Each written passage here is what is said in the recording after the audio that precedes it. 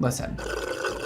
This video concept came up to me when I was telling people how to use my shampoo and conditioner, Project X. I used it on my Instagram story. I showed you guys what you should be doing, how you should be washing your hair, and a lot of people had a lot of questions about this. Listen, I've had all the questions ever when doing clients' hair. That's the one thing you don't really talk about because you think everybody already knows about it, but it's actually not true. So let's get into it. Water temperature. What do you think is the best option to wash your hair with? Cold, hot, extremely hot, lukewarm? Take your pick. What do you think is the best? I'm gonna give you the answer right now, okay? Warm is the correct answer. Congratulations if you got that right. Warm, you should be washing your hair with warm water, okay? A lot of people wanna know, hey, should I be washing my hair with cold water? I heard it makes your hair shinier. I heard it makes your hair healthier. I'm gonna come out and say it. I think washing your hair with cold water is such bull. I wouldn't do it unless you want to just make yourself miserable in the morning or at night or whenever you end up washing your hair. Stop washing your hair with cold water. You need the warm water in order to open up your hair cuticle, okay? Warm water will end up opening your cuticle a bit wider than cold water will, and it'll release the dirt easier. You can honestly put your hair under the warm water and it will cleanse your hair. Next, let's talk about how harsh or how gentle you should be washing your hair. You can take your guess. You should be washing your hair gently, not gently, gently-er, gentlest. Take your pick. What do you think the answer is? If you chose gently, you'd be correct. A lot of people tangle up their hair when washing their hair. A lot of people like to go really in scrub. I know it feels good, but what you're doing is tangling and matting your hair more than it needs to be tangled or matted. You don't need to do that because what you're gonna do is end up roughing up the cuticle way too much. When you rough up the cuticle, you could be losing hair that you don't need to be losing at that time. Listen, just go in, side to side motions, not round motions, because this will tangle your hair. Side to side is best and a little bit gentler than maybe you're wanting to go, okay? You don't need to go like extremely gentle. You don't need to be like touching a baby's head. You can go in there, just don't be like, I see a lot of girls, okay, going in with their fingernails. Listen, again, I know it feels great, but you're gonna ruin your hair. Just chill, okay? Gently rub your head side to side with the shampoo. Now, let's get into suds, okay? Do you need them? Are they necessary? What do suds do? They're the thing that washes your hair. They don't do anything. They wash your hair better than when you don't have suds. If you chose they don't do anything, you would be correct. Suds don't do anything.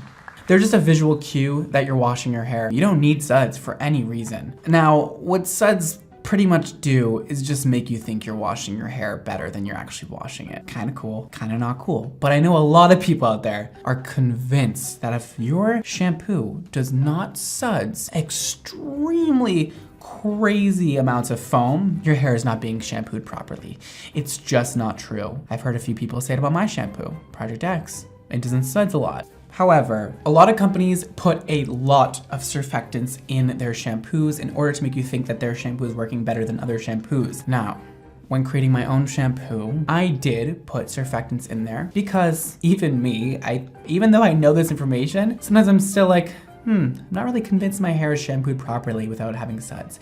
So we did put a surfactant in my shampoo. However, we did not put a overbearing amount because I don't think it's necessary. And to be honest, it's doing nothing for your hair. It's just a visual cue that you are shampooing your hair and you are cleaning it. However, even if there wasn't any surfactants in there, no suds, it would still be doing the same thing. So you actually can use shampoo that have absolutely no surfactants in them and they are still doing the job of cleaning your hair. Interesting, right? Suds are not going to harm your hair, except they may harm your thoughts about a certain shampoo conditioner. They may make you think one is working better than the other, when in actuality, the thing that's not sudsing is probably doing more good to your hair than the one that is sudsing incredible amounts of suds. So yeah, now, let's go over one more thing about the scalp. When you wash your hair, which parts of your hair should you be washing? The scalp only, the scalp and ends, the ends only. Choose one. If you chose scalp only, you'd be correct.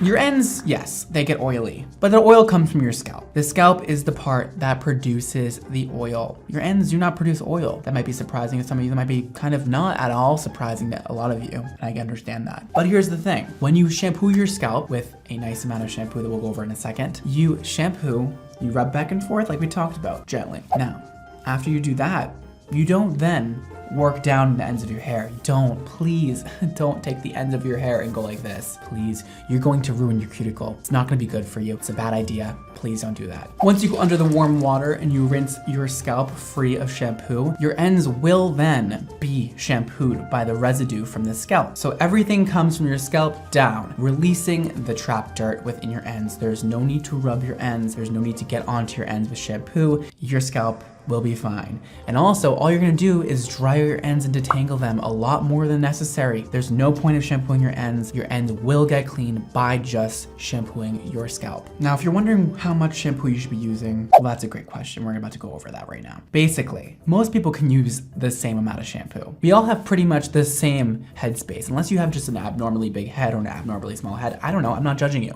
Do your thing. However, most of us have the same size head, similar sizes, I'd say. How much shampoo should you be using? Well, we have a few different categories here.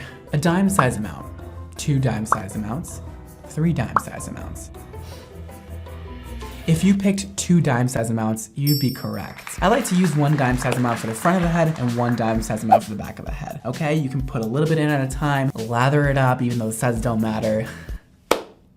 And then work the front of your hair, all the way back to here, put a little bit more in, move around your hands, and get the back, okay? Make sure you don't wipe the shampoo away with the ends of your hair when you go to put it on your scalp, okay? If you have very long hair, move it around your shoulder, go in from the back, and go in there, okay? Focus on parts that get the most oily, maybe like right here. For me at least, that's where I feel like I have the most oil secretion, and that is where I start. So I like to put one hand maybe right here and one hand right here and kind of just like go in there. But a lot of people tell me they have long hair. They need a lot of shampoo. They buy the gallons of shampoo. It's not enough for them. Girl, you do not have to be using that much shampoo. That's crazy. 99% of people can use the exact same amount of shampoo. I can use the same amount of shampoo as a girl with 24-inch long hair. I promise. I've heard people who wash their hair once a year.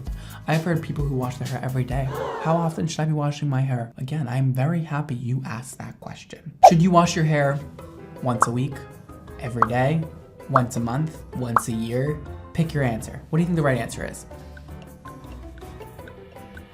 If you chose any of these answers, you'd be correct. You know why? Because everybody is different. This is a wonderful, diverse world we live in, and so is your shampooing routines. Now, I'm not exactly gonna say washing your hair every day is the greatest thing. However, I know that there are people out there who have extremely oily hair. And that is usually because they have a dependency on shampoo, okay? You've grown up washing your hair every single day. Your parents told you that's what you're supposed to do. You've been using very harsh chemicals, possibly some not so good drugstore shampoos, and your hair's gotten very dried out. Therefore, it's overproducing oils to your scalp.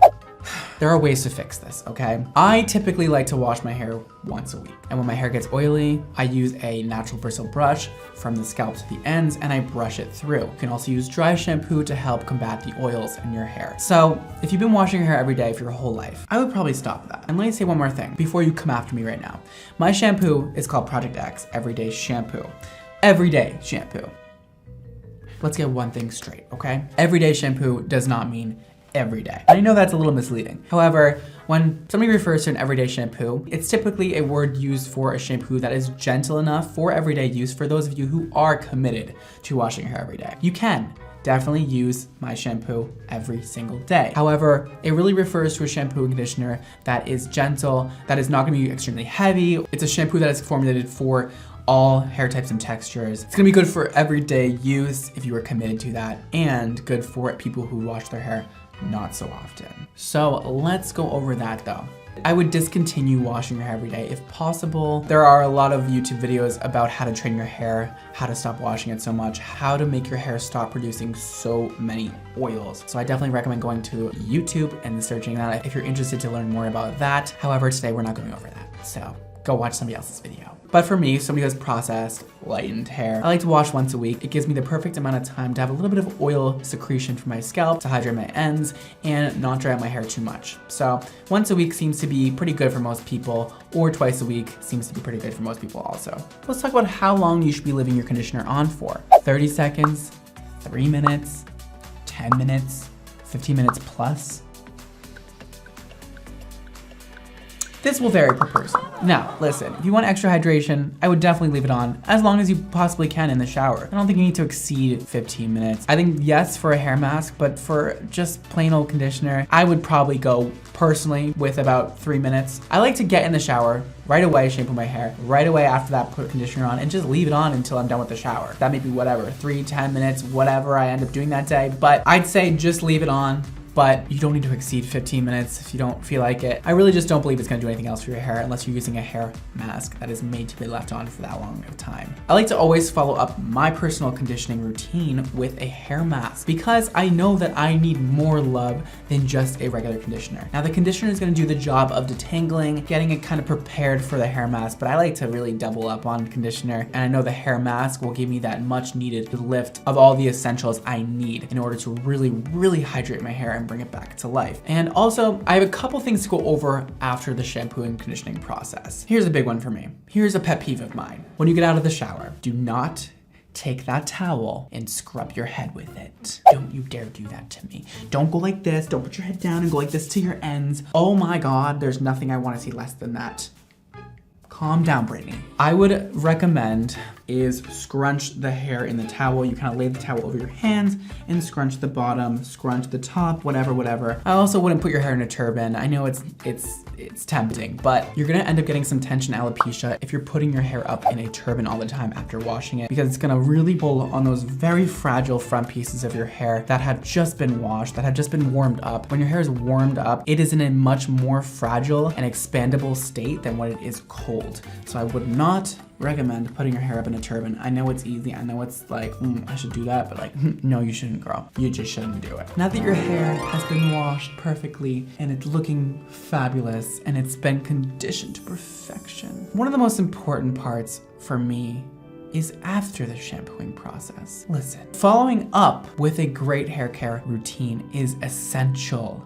Okay? Because what you're doing when you shampoo is getting the dirt out of your hair and detangling and adding a bit more health to your hair with whichever product you may be using. But at the end of the day, shampoo and conditioner is only touching your hair for a matter of minutes. There are definitely benefits to that, but there's not as many as there's gonna be when using aftercare products after your shampoo and conditioning process. So this is where it's gonna vary a lot per person. You have dry hair. You wanna use some leave-ins. You wanna use some oils. You have curly hair. You wanna use some curl products, obviously curl defining products. You wanna use maybe some oil also, maybe some heat protectant spray if you're gonna try and blow dry it out and straighten it. Whatever your hair type or texture is, there are definite necessary products you should be using in order to keep your hair the healthiest possible, and always follow up your shampoo and conditioning routine with the proper product, or else you're just gonna let your hair down, and you don't wanna do that. Your hair has done so much for you, so much for your confidence and so much for your personality. Give it a little love, okay? Show it how you love it back. Let's get into the type of shampoo and conditioner you should be using. A lot of people wonder why I don't always recommend drugstore cheap shampoo. I am by no means saying that drugstore shampoo and conditioner is bad, but there are definitely bad ones out there. Listen, if the shampoo has been marked down significantly, if you are paying a very low price for your shampoo, there is a very high chance there is not high quality ingredients in that shampoo and conditioner. Guys, my father always told me, you don't get nothing for nothing. And I have brought that with me through everything in my life. The more you pay, to a point, gets you more benefits. Listen, don't go out there and spend $10 on a shampoo. You're just gonna get probably a soap bar in a liquid form, which is not gonna be good for your hair. It's gonna strip you of all your natural essential oils. It's gonna leave your hair so damaged without replacing the essentials that your hair needs to grow healthy.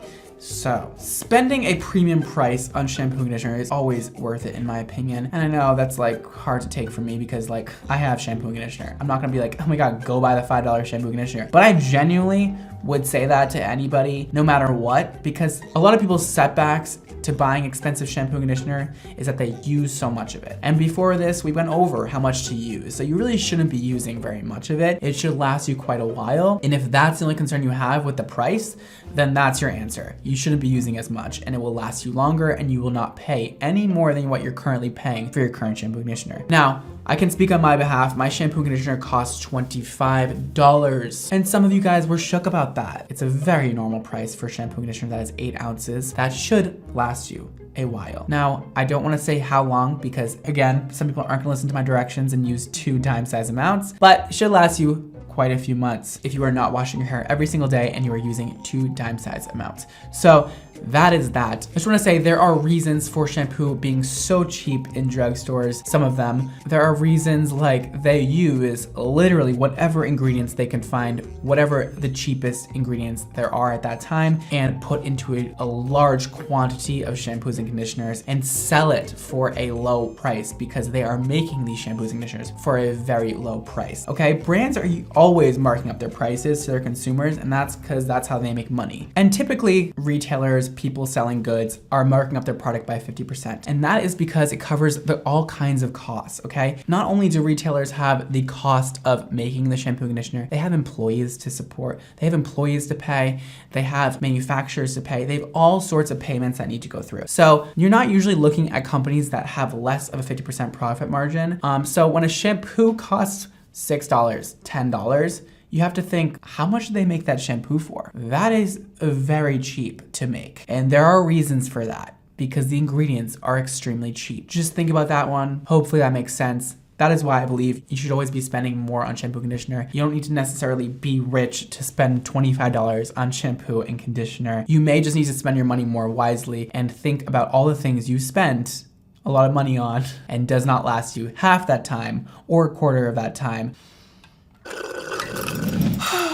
Well, now that I'm all talked out for the day, I hope you enjoyed that little presentation I have for you. I don't know why I love talking about that topic so much. It's like kind of fun for me. If you have any more questions, leave them below. I will try to get back to some of you guys in the comment section. So leave your comments if you'd like. Anything I didn't touch on that you're still wondering. And of course, I gotta self-promote. If you guys would like to check out my new shampoo and conditioner called Project X, it'll be linked below at xmondohair.com. And you guys can read up about it, see the ingredient list, see whatever else information you need to know. I hope you found that informative. Maybe learn some new things about something that's very common and you think you may have known everything about.